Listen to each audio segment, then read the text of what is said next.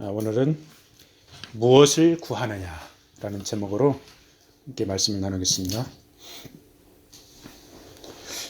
요즘에 중국에서 신종 코로나 바이러스 때문에 많은 사람들이 고통당하면서 죽어가고 있습니다.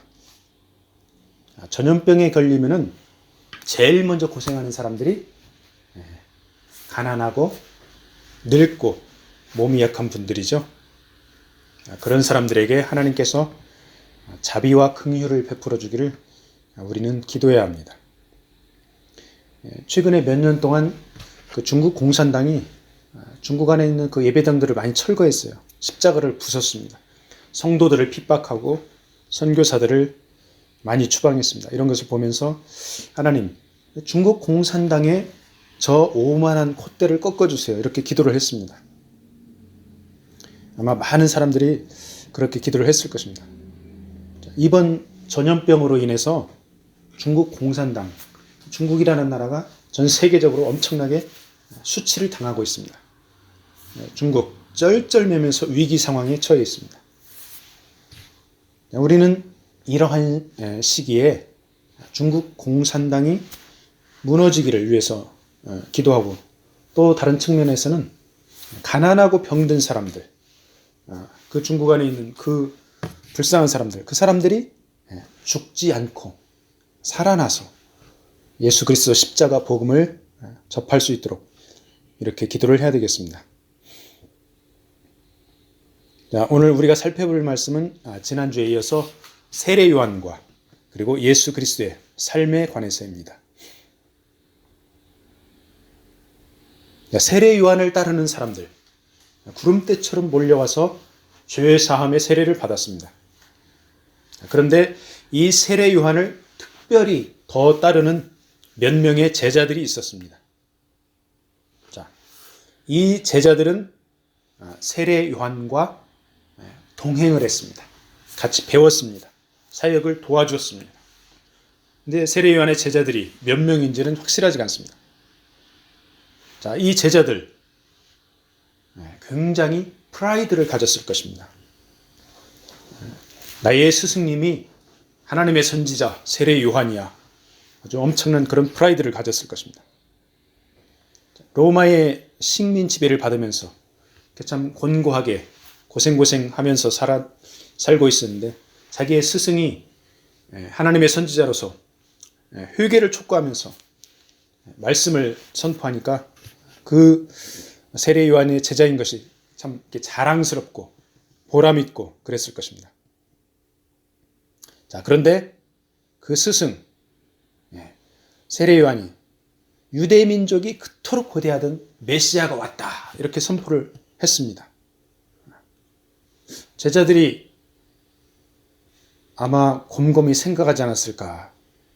그러면은 우리의 스승님, 하나님의 선지자인데 스승님이 선포한 저 메시아라고 하는 분, 그러면 우리 스승님하고 이 메시아하고는 어떤 사이일까? 이런 생각을 해볼 수가 있겠습니다. 그리고 그러면 우리는 세례 요한 선생님의 제자인데 우리하고 그 메시아하고는 또 어떤 관계지? 여러 가지 그런 생각과 고민을 했을 것입니다. 그러다가 세례 요한이 이제 제자들 중에 두 명을 데리고 있다가 예수님을 세례 베풀어 주고 그 나중에 또 예수님을 또 만났습니다. 그 예수님을 또 만났는데 이 세례 요한이 데리고 있던 두 명의 제자, 성경학자들은 이 두 명의 제자를, 한 명은 베드로의 형제 안드레, 또 한 명은 요한복음을 기록한 사도 요한, 이렇게 추정을 하고 있습니다. 자, 이 제자 두 명을 데리고 있다가 세례 요한이 예수님을 가리키면서 보라, 하나님의 어린 양이로다, 이렇게 선포를 합니다. 그리고 요한복음 1장 29절, 우리가 저번 주에 상고한 그 말씀에서는 보라, 세상 죄를 지고 가는 하나님의 어린 양이로다, 이렇게 요한복음 1장에 같은 내용이 두 번이나 나옵니다. 이렇게 세례 요한이 두 번이나 선포한 이 동일한 내용에는 굉장히 중요한 의미가 담겨 있습니다. 중요한 의미 중에서 특별히 두 가지를 한번 요약해서 보겠습니다. 자, 먼저 예수님은 하나님이 준비한 어린 양입니다.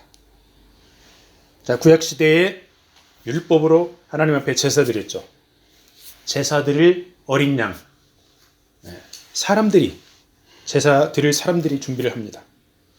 그런데 아브라함이 이삭을 드리려고 할 때, 거기 나뭇가지에 걸려있던 그 희생 제물, 그 제물은 아브라함이 준비한 게 아닙니다. 하나님이 준비해 놓으셨습니다. 아브라함이 이삭에게 칼을 대기 직전에 하나님께서 그 아브라함의 믿음을 보시고 이삭을 죽이지 말라. 그리고 하나님께서 나뭇가지 사이에 걸린 그 예비한 제물로 드리라고 합니다. 아브라함은 하나님을 믿음으로 아들 이삭을 돌려받았습니다. 그리고 그 희생 제물을 얻어서 그 제물로 하나님께 제사를 드렸습니다. 이 아브라함의 제사, 아브라함이 기획한 것입니까? 아브라함이 준비하고 생각한 것입니까? 하나님께서 명령한 것입니다. 하나님께서 예비한 것입니다. 그리고 하나님께서 진행한 것입니다. 아브라함은 믿음으로 순종한 것입니다. 세례 요한이 예수님을 가리키면서 하나님의 어린 양이로다 이렇게 말할 때 인간의 구원을 위해서 하나님께서 전적으로 일하신 것이지 인간들이 할 수 있는 일이 아무것도 없었습니다. 우리 인간이 할 수 있는 것은 아브라함처럼 믿고 순종하는 것이 최선의 길이다. 이런 의미로 세례 요한이 이렇게 말을 했을 것입니다. 그래서 우리가 신앙생활을 하면서 우리 자신들의 의지와 노력으로 하나님을 기쁘게 해드리려고 하는 것 굉장히 중요합니다. 많은 사람들이 그렇게 애를 쓰고 있습니다. 분명 하나님께서는 우리의 이러한 노력들을 높이 평가할 것입니다. 그런데 하나님께서 그런 인간의 노력들 소중히 보시지만은 하나님께서 더 소중하게 생각하는 것이 있습니다. 그것은 바로 믿고 순종하는 것. 이거를 하나님께서 도원하십니다. 우리 인간들이 아무리 발버둥 치고 애를 써도 하나님의 어린 양 준비할 수가 없습니다. 오직 하나님만이 그 어린 양을 준비할 수 있고 인간을 구원의 길로 인도하는 것입니다. 그래서 우리가 종교적인 열정을 가지고 열심히 활동을 할 때 우리의 그런 노력들이 중요하긴 한데 믿음과 순종을 더 강조하는 그런 자세를 보여야 합니다. 그래서 한마디로 요약을 하자면은 우리의 노력들보다 예수 그리스도와 연합이 더 중요하다 이 말씀이죠. 자, 세례 요한은 예수님을 또 세상 죄를 지고 가는 어린 양이라 이렇게 선포하죠. 구약 율법의 제사에서 동물인 제물이 사람의 죄를 뒤집어 쓰고 희생 제물이 됩니다. 어린 양이 뭐 죄가 있습니까? 아무 잘못도 죄도 없는 어린 양에게 특정한 사람의 죄를 씌워서 그 죄가 전가되는 것입니다. 그 죄를 지고 갈 어린 양이 바로 예수님인데 예수님은 특정 죄인, 그러니까 어떤 한 사람의 죄가 어떤 특정한 어린 양에게 전가되는 것, 그 차원을 넘어서서 모든 사람, 세상 죄를 지고 간다. 이렇게 요한이 선포하고 있죠. 이 말은 모든 인간이 하나님을 믿고 순종하면 그 죄가 어린 양 예수님에게 전가되어서 의롭게 된다. 그 말씀이죠. 우리가 구약 성경을 읽다 보면 하나님의 공평과 정의가 나옵니다. 그리고 신약에도 하나님의 의가 나옵니다. 특별히 로마서에서 하나님의 의가 많이 나오죠. 그 하나님의 의를 이루는 길은 오직 어린 양 예수 그리스도를 통해서만 가능하다고 세례 요한이 이렇게 암시를 하고 있습니다. 사도 바울이 뭐라고 합니까? 오호라 나는 곤고한 사람이로다. 이 사망의 몸에서 죽을 수밖에 없는 몸에서 누가 나를 건져내라. 사도 바울과 같이 그 훌륭한 사람도 이렇게 로마서 7장 24절에서 고백을 합니다. 인간이 자기 자신을 돌아보면 한심하고 낙심되고 절망스러운 존재입니다. 그런데 이 인간들이 하나님의 공평과 정의를 외친다는 게 말이 됩니까? 미국이나 유럽의 민주국가에서 그리고 선진국에서 아무리 정의를 외쳐도 인간의 의로움에는 한계가 있습니다. 그 인간의 한계 가운데서 벗어나 의롭게 되는 것은 오직 어린 양 예수, 하나님이 친히 준비한 메시아로 인해서만 가능한 것이다. 이렇게 세례 요한이 제자들에게 암시하고 있는 것입니다. 자, 스승 세례 요한이 예수님을 메시아라고도 하고 세례도 베풀고 하나님의 어린 양으로 말하는 것을 들으면서 이 세례 요한의 두 제자 어떤 생각을 했을까요? 아마도 스승 세례 요한의 그 마음이 전해졌을 것입니다. 세례 요한의 마음, 제자들을 향해서 나는 너희들에게 가르칠 것을 다 가르쳤다. 구약의 율법과 유대나라의 현 상황, 내가 하나님의 선지자로서 너희들에게 가르칠 수 있는 거 다 가르쳤으니 이제 너희들은 저분 메시아에게로 갈 때가 되었다. 세례 요한의 이런 마음 가지고 있지 않았을까? 제자들이 세례 요한의 마음을 이렇게 읽지 않았을까 생각을 해봅니다. 자, 오늘날을 살고 있는 우리들은 성경을 통해서 예수님 구세주이다. 세례 요한은 선지자이다. 지식적으로 다 알고 있습니다.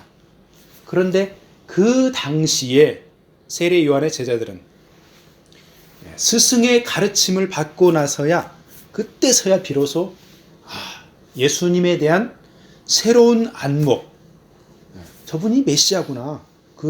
그런 새로운 안목이 열렸던 것입니다. 자, 하나님 나라 관점에서 보면은 인간 선지자가 하나님의 아들 메시아를 존경하는 자세로 제자들에게 소개하는 것 당연합니다. 그런데 인간적인 관점에서 보면은 세례 요한이 자신보다 뛰어난 그 사람을 자신들의 제자에게 칭찬해주고 존경하라고 하는 것 쉽지가 않습니다. 인간적으로 보면은 질투하는 마음이 있다. 그런 거죠. 그래서 어떻게 하다 보면은 나의 제자들이 나를 떠나서 저 훌륭한 분에게 갈 수도 있다. 그런 거죠. 근데 세례 요한은 이런 생각을 했는지 안 했는지 예수님을 최고로 존경하는 자세와 언어로 제자들에게 그렇게 이야기를 하죠. 그리고 세례 요한은 한 걸음 더 나가서 요한복음 3장 30절에서 예수님은 흥하여야 하리라. 나는 망하여야 하리라. 나는 쇠하여야 하리라. 이렇게 말하죠. 즉 세례 요한은 인간적인 자존심, 인간적인 체면 이런 것들 중요하지 않았습니다. 하나님의 어린 양 메시아 예수님이 이제 사역을 시작하고 완성하기를 간절히 바라는 그런 마음이 있었던 것이죠. 그래서 이 두 제자들에게 이제 나를 떠나 저분에게서 진리를 배우고 저분과 함께 하나님 나라의 사역에 동참하라. 아마 이런 마음으로 제자들을 대했을 것입니다. 그래서 요즘의 교회 목회자들은 이 세례 요한의 이 훌륭한 자세를 배워야 합니다. 성도들을 자신의 제자로 만드는 것이 아니고 예수님의 제자로 만들어야 합니다. 성도들을 인간 관계로 얽어서 자기 편 만들 생각하지 말고 온전히 예수님의 제자로 양육하여서 언제든지 하나님 나라를 향해 떠나보낼 그럴 준비가 되어 있어야 합니다. 아멘. 요한복음 1장 37절에 두 제자가 그의 말을 듣고 예수를 따르거늘. 자, 두 제자가 세례 요한을 떠나서 예수님께로 향합니다. 근데 예수님께로 향하는 게 자기 스승의 말을 듣고 그렇게 예수님을 따르는 거예요. 상당한 세월 동안 함께 했을 스승과 헤어져야 하는 그런 인간적인 서운함이 있었을 것입니다. 그렇지만 제자들도 스승이 하는 말, 하나님의 어린 양, 이 말을 듣고 예수님께로 향합니다. 두 제자는 스승 세례 요한을 존경하고 사랑했지만 이제 예수님을 보면서 뭔가 비장한 느낌이 다가옵니다. 이제 스승님을 떠나서 메시아를 따를 하나님의 때가 되었구나, 이런 느낌을 가졌을 것입니다. 우리가 이렇게 살다 보면은 어떤 그 사회적 환경이나 인간 관계가 바뀔 때가 있습니다. 그러한 시점이 과연 하나님께서 원하는 때인지 분별하기가 어렵습니다. 그래서 우리는 기도하면서 말씀 보면서 하나님의 때를 분별하고 선배들의 조언에 귀를 기울여야 합니다. 여러 가지 상황을 종합해서 하나님 나라 관점에서 이 때다, 바로 지금의 하나님의 때다, 이런 생각이 들면 이 제자들처럼 과감하게 그 환경을 바꾸어야 합니다. 제자들이 자기 스승님을 떠나서 예수님께로 간 이유는 바로 스승의 말을 듣고 그러고 나서 그런 것입니다. 그래서 스승이 된 자들, 가르치는 자들, 리더들, 이런 자들은 세례 요한처럼 항상 진리의 말을 해야 됩니다. 하나님이 원하시는 말, 덕을 세우는 말을 해야 합니다. 이렇게 하나님이 원하시는 그런 말을 하면은 하나님께서 그 말을 듣는 사람들을 통해서 일을 하기 시작합니다. 자, 예수님은 요한의 제자 2명이 자신을 따르려고 하는 것을 압니다. 인간적인 입장에서 보면은 저 두 제자는 내 제자이고 다른 사람의 제자인데 다른 사람을 떠나서 나에게로 온다, 그러면 인간적인 부담이 갈 수 있습니다. 그런데 예수님은 그런 것을 전혀 상관 안 하시고 궁극적인 질문을 던지십니다. 무엇을 원하느냐? 이 말은 원어적으로, 헬라 원어적으로 풀이해서 보면은 너희가 궁극적으로 무엇을 찾아다니느냐, 이런 의미입니다. 예수님께서 오늘날 우리에게도 동일하게 질문을 하십니다. 무엇을 구하느냐? 새벽에 일어나서 하루 종일, 그리고 잠자기 전까지 너희가 궁극적으로 무엇을 찾아 다니느냐, 이렇게 질문을 하십니다. 제자들은 이 질문에 어떻게 생각했을까요? 당시 로마 식민지인 유대민족의 독립을 원했을까요? 세례 요한의 제자로서 회개와 심판에 대해 생각을 했을까요? 사회의 정의와 공평을 생각을 했을까요? 제자들이 여러 가지 생각을 했을 것입니다. 그런데 이 두 제자들은 예수님의 질문에 대해서 오히려 또 역으로 다른 질문을 합니다. 예수님, 랍비여, 어디 계십니까? 예수님이 질문한 것에 대답을 안 하고 랍비여, 어디 계십니까? 이렇게 역으로 질문을 하죠. 자, 이 말이 질문처럼 보이지만은 그 당시 유대 문화에서는 그 수거입니다. 수거. 문화적인 표현입니다. 존경하는 선생님께 고명한 의견을 듣고 싶습니다. 어디로 가면 선생님 의견을 들을 수가 있겠습니까? 이러한 의사 표시입니다. 즉, 두 제자는 선생님으로 모시고 따라다니고 싶습니다. 이렇게 의사 표시를 한 것입니다. 그래서 예수님이 이 두 제자에게 와서 보라, 이렇게 초청을 하죠. 제자로 받아들인 것입니다. 너희들이 구하는 것을 나한테로 와서 보고 깨닫고 함께 하자, 이렇게 초청을 합니다. 감사하게도 우리는 이미 주님 앞에 나와 있습니다.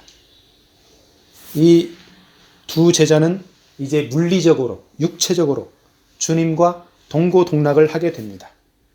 오늘날의 우리들은 물리적으로, 육체적으로 주님과 함께 하지는 못합니다. 그렇지만은 하나님의 말씀과 성령을 통해서 영적으로 주님과 동행하고 있습니다. 영적으로 동행을 하면서 영뿐만 아니라 우리의 혼과 육까지도 주님과 동행을 해야 합니다. 혼, 자, 인간이 영, 혼, 육으로 구성이 되어 있죠. 스피릿, 혼, 소울, 육, 바디, 플래시. 자, 혼은 지성, 의지, 감정 분야이고 육은 플래시, 바디는 동물적인 본능입니다. 자, 예수님의 제자들은 3년 반 동안 주님과 동고동락하면서도 나중에 배신하기도 했죠. 그래서 우리가 이 제자들도 배신하는데 우리들은 영혼 육이 주님과 동행하는 거 우리 힘으로 너무너무 어렵고 힘듭니다. 그래서 철저히 말씀과 기도 가운데 성령의 인도하심을 받아야 합니다. 예수님의 제자가 된 두 제자들 중에 안드레가 제일 먼저 한 일이 자기 스승 예수님을 형제에게 소개한 일이었습니다. 자, 스승을 세례 요한에게서 예수님으로 갈아탔죠. 스승을 갈아탔습니다. 좀 표현이 이상한데 이제 안드레는 엄청나게 자신이 새롭게 변한 느낌입니다.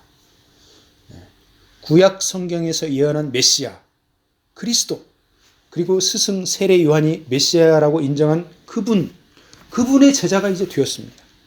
그리고 함께 지내게 됐습니다. 안드레는 자기 인생 최대의 사건입니다. 그러면서 내가 만나는 사람마다 나의 새로운 스승, 이 메시아를 자랑하고 싶습니다. 그래서 첫 번째 만나자마자 그 예수님을 자랑했는데 그 첫 번째 상대가 누굽니까? 바로 형제 베드로입니다. 형제 베드로에게 형, 내가 메시아를 만났다. 신나게 자랑을 합니다. 그리고 베드로의 손을 이끌고 예수님께로 데리고 갑니다. 그 메시아 예수님이 나를 제자로 받아주었으니까 형도 받아줄 거야. 바로 가서 우리 예수님 만나보자. 사실 우리들에게도 이러한 안드레의 뜨거운 마음이 있었죠. 그런데 살다 보니까 그런 마음이 식어져 가고 있습니다. 어제 그 한국 여학생 이사를 이렇게 도와주다가 아침에 나눈 그런 이야기인데 그 학생이 자기 룸메이트 같이 태우고 가도 되겠냐고. 그래서 그러라고. 그런데 룸메이트가 아니고 같은 집에 사는 사람이에요. 그래가지고 이제 이글링턴에서 베이비 전철역까지 같이 집에 사는 사람 캐네디안 부부 2명을 태워다 주었습니다. 근데 이 학생은 자기가 이사 비용 지불했으니까 거기서 포함해서 서비스 해달라는 것이었죠. 근데 내 입장에서 보면은 룸메이트가 아니고 같이 집에서 사는 사람이고 이사 가는 집도 아니고 다른 베이비 스테이션이니까 별도로 라이드를 받아야 됩니다. 그 돈이 아깝습니다. 더 받아야 됩니다. 그렇지만은 흔쾌하게 무료로 서비스를 해줬습니다. 그래서 하나님께서 이 사람들에 대한 뭔가 섭리, 하나님께서 이 사람들을 좀 보살펴 줘야 되겠다 이런 마음이 들었습니다. 그러면서 그 캐네디안 부부, 남편은 일본 사람이고 아내가 캐네디언인데 그 아내가 이야기를 좀 활발히 하고 남편은 일본 사람 별로 이렇게 말이 없었습니다. 그 아내하고 이제 웃으면서 대화를 하다가 내릴 때 예수 부활 전도지를 이렇게 주면서 읽어보라고 전해주었습니다. 그러면서 웃으면서 이렇게 작별을 했습니다. 자, 내가 일을 하면서 돈 몇 푼 이렇게 내가 돈 몇 푼 못 받았네 이렇게 따지는 것보다 하나님 나라 관점에서 내가 만나는 영혼들이 예수의 향기를, 예수의 생명을 만나기를 기도하고 이렇게 축복해 줄 수 있는 것, 참 그런 부분들이 감사했습니다. 그래서 성령께서 우리들 마음속의 역사에서 예수님을 소개하고자 하는 그런 마음이 불릴듯이 일어나기를 축복합니다. 예수님은 안드레가 데려온 그 형제를 게바라고 새 이름을 지어줍니다. 원래는 시몬이었는데 이제 게바라고 하라. 게바는 아람어입니다. 바위, 반석이라는 뜻이죠. 이 게바가 헬라어로는 페트로스고 영어로는 베드로입니다. 자, 이 베드로, 나중에 예수님께 신앙 고백을 하죠. 주는 그리스도시요 살아계신 하나님의 아들이십니다. 이렇게 엄청난 신앙 고백을 했는데, 그리고 또 예수님을 3번이나 부인하고 배신합니다. 새벽닭 울기 전에 나는 저 예수님과 아무 상관이 없어 부인을 하죠. 그렇지만은 통곡하고 회개하고 부활하신 예수님 만나고 제자로서의 사명을 감당하고 열심히 전도하다가 순교를 당하죠. 이 베드로, 주님과 동행할 때는 신나고 재밌고 좋았었지만 주님이 체포됐을 때는 힘들고 부인하고 그랬지만은 이 베드로, 바위와 같은 신앙 고백을 회복하고 그 신앙 고백 위에 하나님의 교회가 세워졌습니다. 예수님은 베드로를 만나자마자 이 베드로에게 새로운 이름과 사명을 주신 것이었습니다. 그리고 이 베드로를 주님께 데려온 것은 바로 형제 안드레였습니다. 우리가 이렇게 주변에 많은 사람들을 만납니다. 그 많은 사람들을 만나서 예수님께 소개하면 그 이후에는 예수님께서 역사하십니다. 그래서 그분들에게 사명도 주시고 그분들을 새로운 길로 인도하십니다. 그래서 우리는 안드레처럼 열심히 우리 주변의 영혼을 주님 앞으로 인도하기를 축복합니다. 말씀을 마무리하겠습니다. 세례 요한은 나는 쇠하여야 하리라 하면서 제자들을 예수님께로 보냅니다. 하나님께서 자신에게 주신 선지자의 사명을 최선을 다해 감당했고 이제 자신이 세례를 베푼 메시아 예수님을 더 높이고 선포해야 함을 인식했기 때문입니다. 세례 요한처럼 자신은 낮추고 예수님을 높여드리기를 바랍니다. 예수님을 높여드리면 이 세상에서 얻을 수 없는 하늘의 값진 상을 받게 됩니다. 예수님께서 무엇을 구하느냐 이렇게 물어보실 때 우리 대답은 바로 하늘의 상급을 원합니다. 이런 대답이 나와야 할 줄로 믿습니다. 세례 요한의 두 제자는 하나님이 정하신 그때에 스승을 갈아탔습니다. 메시아 예수님께로 향한 것입니다. 좋은 관계, 훌륭한 사람과의 만남, 이런 관계와 만남이 하나님의 때가 차면 하나님 나라를 위해서 또 다른 만남과 출발로 바뀌고 변하게 됩니다. 우리는 그때 하나님의 뜻을 분별하고 믿음과 순종으로 새로운 출발, 새로운 변화, 그런 길로 나가야 되겠습니다. 안드레가 예수님의 제자가 되고 나서 처음 한 일이 형제 시몬에게 예수님을 소개한 것입니다. 안드레가 소개한 예수님은 바로 하나님이 친히 예비한 세상 죄를 지고 가는 어린 양이었습니다. 그분 어린 양 예수 그리스도를 우리도 부지런히 이웃에 소개하기를 축복합니다. 아멘.